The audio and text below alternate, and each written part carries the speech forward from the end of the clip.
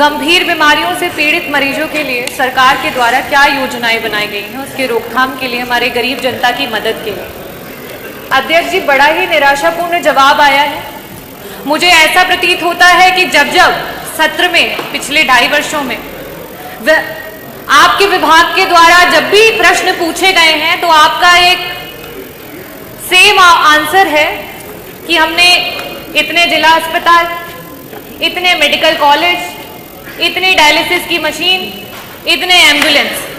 अध्यक्ष जी, मेरा बड़ा ही स्पष्ट सा सवाल था, और अगर आपने ये बताया है कि आपके इतने जिला अस्पताल, इतने मेडिकल कॉलेजेस हैं, तो मैं इस सदन के माध्यम से जौनपुर से जो हमारा मेडिकल कॉलेज है उसकी कुछ पिक्चर है वो आपको दिखाना चाहूंगी कि जहां पे काला पानी तैर रहा है, जो बिल्डिंग्स हैं वो बनने से पहले खंडहर हो चुकी हैं, ये स्थिति है।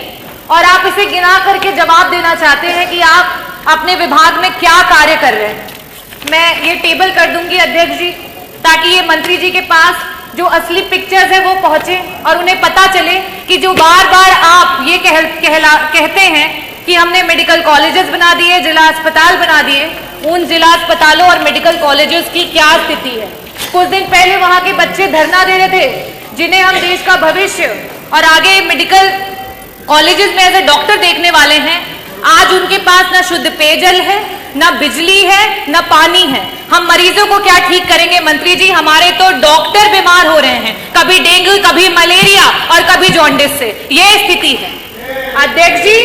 It is really shame for the UP health minister and the department of health ministry. और आज सेंट्रल में तीसरे टेन्योर के बाद भी अगर मेडिकल कॉलेजेस की ये स्थिति है, definitely a shame for this सरकार कि आप इस तरीके की स्थिति ला करके रखी है आपने। अध्यक्ष जी, जवाब में इन्हें ये देना चाहिए था कि गंभीर बीमारियों के लिए जो हमारे डॉक्टर्स होते हैं, चाहे वो पैलिएटिव मेडिसिन के डॉक्टर्स हों, चाहे आपके ऑन्को सर्जन्स हो, ऑन्कोलॉजिस्ट हो, गायनेकोलॉजिस्ट हो, न्यूरो एनेस्थीसिया डिपार्टमेंट के डॉक्टर्स हो, चाहे आपके कार्डियो सर्जन्स हो, सीटीवीएस के सर्जन्स हो, आपने कितने डॉक्टर्स को बढ़ा, कितने डॉक्टर्स को आपने बढ़ाया?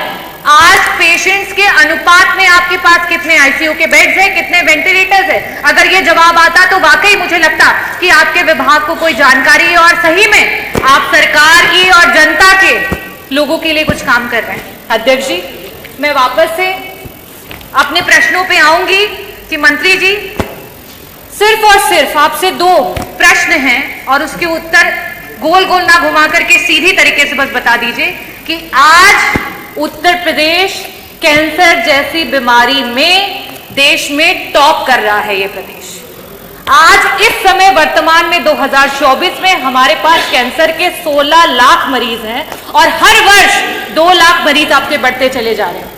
और इन गरीब मरीजों के पास ना तो पैसा है इलाज कराने के लिए और ना अस्पतालों में बेड्स। इन परिस्थितियों में अगर वो मरीज किसी प्राइवेट अस्पताल में जाता है, बड़ा बड़ा एस्टिमेट मिलता है।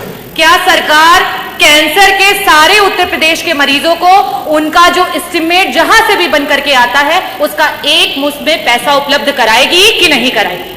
मेरा दूसरा सवाल है मंत्री जी कि आज जब आपने जवाब नहीं दिया कि आपके पास सुपर स्पेशलिटी के डॉक्टर्स कितने बढ़ गए हैं, पेशेंट्स के अनुपात में वेंटिलेटर और आईसीयूज कितने हैं, तो इन परिस्थितियों में जितने भी आपके प्राइवेट उत्तर प्रदेश के हॉस्पिटल्स रन कर रहे हैं जहां पे वेंटिलेटर्स और आईसीयू की सुविधा उपलब्ध है, उनको पीपीपी मॉडल पे, सरकार तो पीपीपी मॉडल पे बहुत काम कर रही है, जगह जगह पर आप इसके बारे में एडवर्टीजमेंट्स करते रहते हैं। तो आईसीयू और वेंटिलेटर, क्योंकि ये ऐसे मरीज होते हैं, ब्रेन हैमरेज के मरीज होते हैं, इनके पास समय नहीं होता है।